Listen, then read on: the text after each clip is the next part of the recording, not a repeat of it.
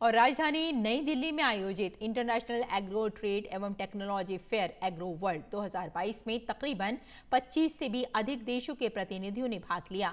इन्हीं में से एक कृषि अभियांत्रिकी विशेषज्ञ संदीप कुमार से बात की हमारे संवाददाता ओपी यादव ने। India international agro trade and technology fair में कई तरह की कंपनियों ने अपने अपने उत्पाद प्रदर्शित किए और इन उत्पादों को देखने के लिए देश भर से कई किसान आए।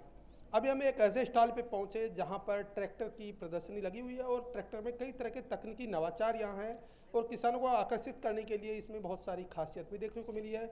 अभी हमारे साथ संदीप कुमार मौजूद है जो इसको देखते हैं। संदीप जी, अगर बात करें इस टेक्नोलॉजी फेयर की, कितना सार्थक है किसानों के संदर्भ में? जहाँ तक इस मेले का सवाल है, ये एक ऐसा प्लेटफॉर्म है जहाँ से खेतीबाड़ी से जुड़ी हुई हर चीज़ के बारे में उनको जानकारी मिल सकती है, चाहे वो खाद बीज हो या फर्टिलाइज़र से जुड़ी हुई हो या मशीनीकरण से जुड़ी हो। तो मशीनीकरण में आप जैसे देख पा रहे हैं कि हमने प्रो लगाया हुआ है जिसमें अलग अलग तकनीक, अलग अलग प्रोडक्ट्स दिखाए हुए हैं, जिससे जो सरकार का सपना है कि किसानों की आय दुगनी करी जाए, उसमें हम कैसे योगदान कर सकते हैं, वो सारी चीज़ें भी हम किसानों को यहाँ पे बता रहे हैं। ट्रैक्टर में कौन कौन सी नई तकनीक बदलते वक्त के साथ आप ला रहे हैं ताकि किसानों को फायदा हो? बड़े ट्रैक्टर्स तो चाहिए किसानों को, उसमें कुछ तकनीक ऐसी चाहिए होती हैं कि वो पराली ना जलाएं। उसके लिए अगर मैं आपको बात बताऊं तो उधर हमारा एक स्मार्ट ट्रैक्टर खड़ा है, वो हमने स्पेशली इसलिए बनाया है ताकि उसमें बेलर, रीपर, सुपर सीडर चल सकें। सुपर सीडर क्या करता है कि जो पराली का कचरा बचा हुआ है उसको वो किसान जलाए ना, बल्कि वो खेत में मिल जाए और अगली फसल में एज ए खाद यूज़ हो।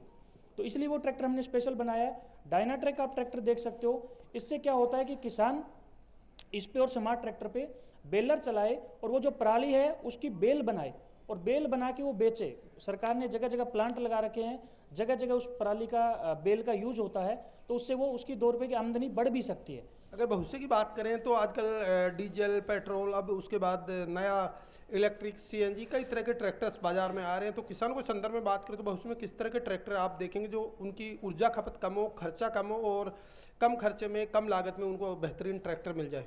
BS4 जैसे लागू हो गया है, ट्रैक्टरों की तकनीक रिफाइन हो गई है।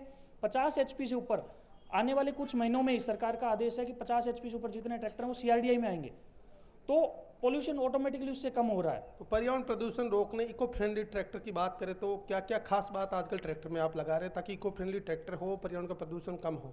सरकार ने जितने भी इम्प्लीमेंट है, जैसे बेलर है, सुपर सीडर है, आप वहाँ राइड अपना ट्रांसप्लांटर देख रहे हैं, राइस ट्रांसप्लांटर, तो ये महंगे इम्प्लीमेंट है, लेकिन सरकार ने इनमें 50 से लेकर 80% तक सब्सिडी दी हुई है ताकि किसान उन चीज़ों को ना जलाए, उनको खाद के तौर पे यूज़ करे।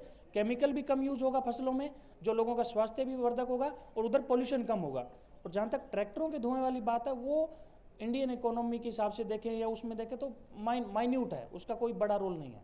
अगर बात करें ट्रैक्टर, कोई किसान यहाँ से ट्रैक्टर ले जाना चाहिए तो कितना इनिशिएटिव, मतलब फर्स्ट ऑफ जो टोकन मनी कितना देना पड़ेगा और क्या इसकी स्थिति रहती है?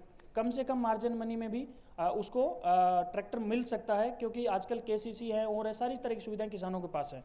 और जहाँ तक हमारे कुछ ट्रैक्टर्स की बात बताऊँ मैं, तो जैसे ये इधर 7235 खड़ा है, वो लगभग मात्र 35,000 रुपये ट्रैक्टर आप दे के लेके जा सकते हैं। तो ये तो संदीप कुमार जो ट्रैक्टर से जुड़े अभियांत्रिकी के विशेषज्ञ हैं और इनका मानना कि बदलते दौर में ट्रैक्टर में न केवल तकनीकी नवाचार किया जा रहा है बल्कि पराली और प्रदूषण रोकने के साथ साथ कई तरह के इनोवेटिव आइडियाज लगाकर ट्रैक्टर को आधुनिक में बनाया जा रहा है। मेरे सहयोगी कैमरामैन संदीप कुमार के साथ से मैं पूसा, नई दिल्ली से ओपी यादव, DD न्यूज़ के लिए।